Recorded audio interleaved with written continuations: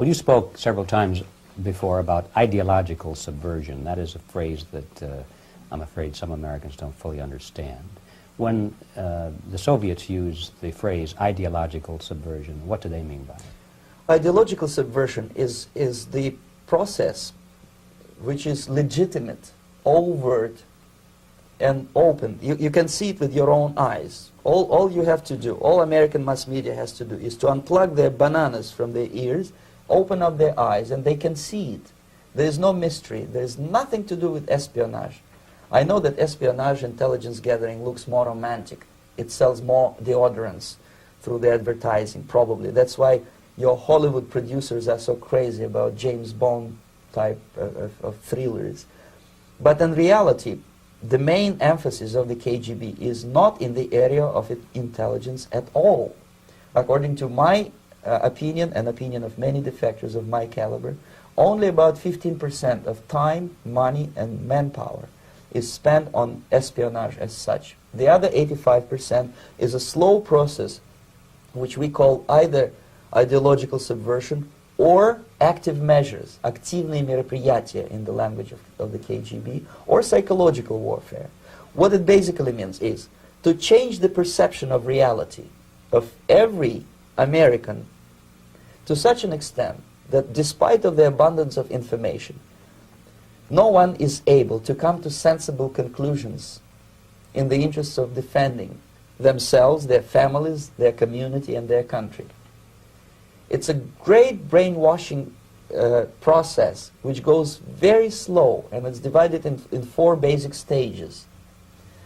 The first one being demoralization. It takes from 15 to 20 years to demoralize a nation. Why that many years? Because this is the minimum number of years which requires to educate one generation of students in the country of your enemy, exposed to the ideology of the enemy. In other words, Marxism-Leninism ideology is being pumped into the soft heads of at least 3 generations of American students without being challenged or counterbalanced by the basic values of Americanism, American patriotism. The result you can see. Most of the people who graduated in the 60s, dropouts or half-baked intellectuals, are now occupying the positions of power in the government, civil service, business, mass media, educational system.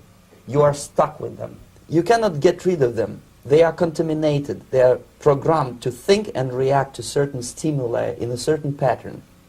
You cannot change their mind, even if you expose them to authentic information, even if you prove that white is white and black is black, you still cannot change the basic perception and the logic of behavior.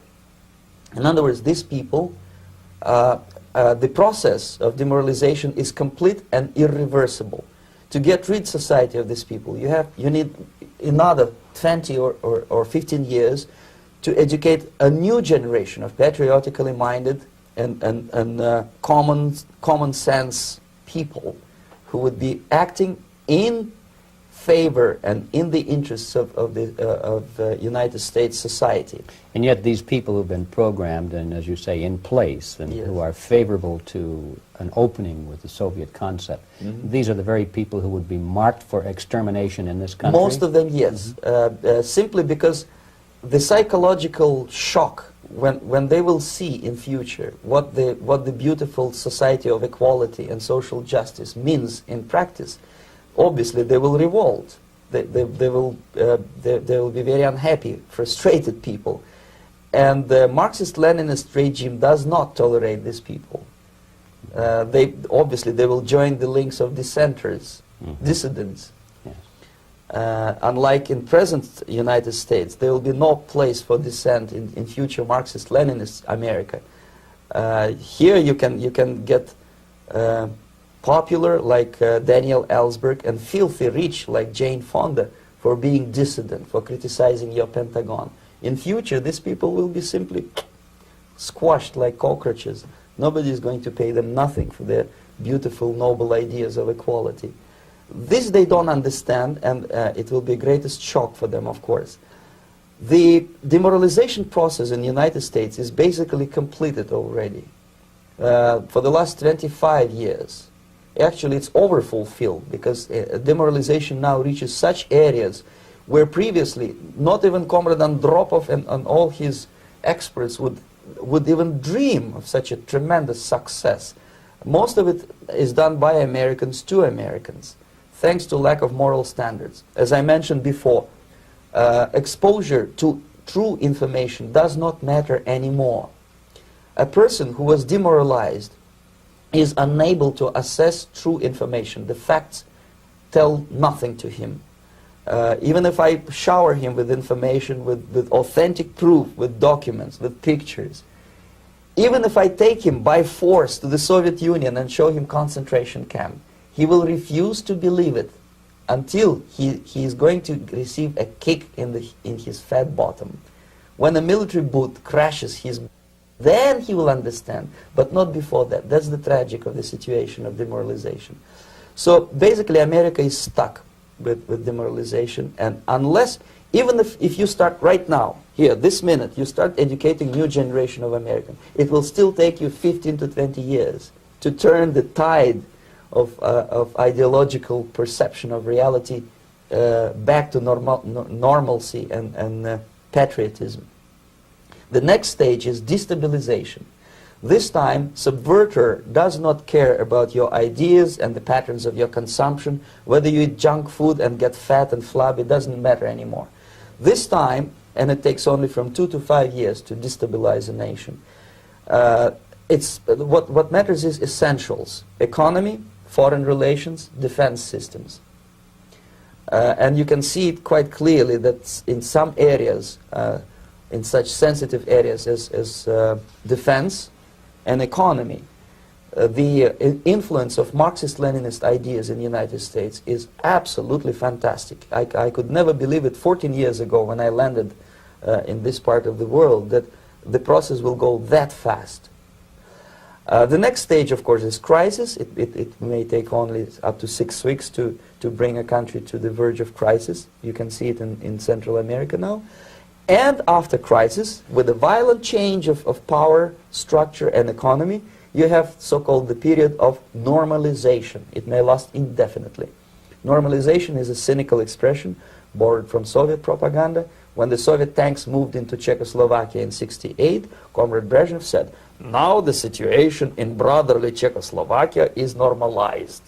This is what will happen in the United States if you allow all these schmucks to bring the country to crisis, to promise people all kind of goodies and the paradise on earth, to destabilize your economy, to eliminate the principle of free market competition, and to put a big brother government in Washington, D.C., with benevolent dictators like Walter Mondale, who will promise lots of things, never mind whether the promises are fulfillable or not. He will go to Moscow to kiss the bottoms of new generation of Soviet assassins, never mind. He will create false illusions that the situation is under control. Situation is not under control. Situation is disgustingly out of control. Most of the American politicians, media, and educational system trains another generation of people who think they are living at a peacetime. False. The United States is in the state of war, undeclared total war against the basic principles and the foundations of this system. And the initiator of this war is not Comrade Andropov, of course. It's the system. However ridiculous it may sound, the world communist system or the world communist conspiracy, whether I scare some people or not, I don't give a hoot. If you are not scared by now, nothing can scare you. But you don't have to be paranoid about it. What actually happens now, that unlike myself, you have literally several years to live on unless the United States wake up. The time bomb is ticking. With every second, the disaster is coming closer and closer. Unlike myself, you will have nowhere to defect to, unless you want to live in Antarctica with penguins. This is it. This is the last country of freedom and possibility. Okay, so what do we do? What is your recommendation to the American people? Well, the immediate thing that comes to my mind is, of course, There must be a very strong national effort to educate people in the spirit of real patriotism, number one. Number two, to explain them the real danger of socialist, communist, whatever, welfare state, big brother government. If people will fail to grasp the impending danger of that development, nothing ever can help United States. You may kiss goodbye to your freedom, including freedoms to homosexuals, to prison inmate. All this freedom will vanish, evaporate in 5 seconds, including your precious lives. The second thing, the moment at least part of United States population is convinced that the danger is real, they have to force their government. And I'm not talking about sending letters, signing petitions, and all this beautiful, noble activity. I'm talking about forcing United States government to stop aiding communism. Because there is no other problem more burning and urgent than to stop the Soviet military-industrial complex from destroying whatever is left of the free world. And it is very easy to do. No credits, no technology, no money, no political or diplomatic recognition, and of course no such idiocy as grain deals to USSR. The Soviet people, 270 millions of Soviets, will be eternally thankful to you if you stop aiding a bunch of murderers who sit now in Kremlin and whom President Reagan respectfully calls government. They do not govern anything, least of all such complexity as the Soviet economy. So basic, two very simple, maybe too simplistic answers or solutions, but nevertheless they are the only solutions. Educate yourself, understand what's going on around you. You are not living at the time of peace. You are in a state of war, and you have precious little time to save yourself. You don't have much time, especially if you are talking about young generation. There's not much time left for convulsions to the beautiful disco music. Very soon it will go, just overnight. It's simplistic. I know it sounds unpleasant. I know Americans don't like to listen to things which are unpleasant. But I have defected not to tell you the stories about such idiocy as microfilm, James Bond type espionage. This is garbage.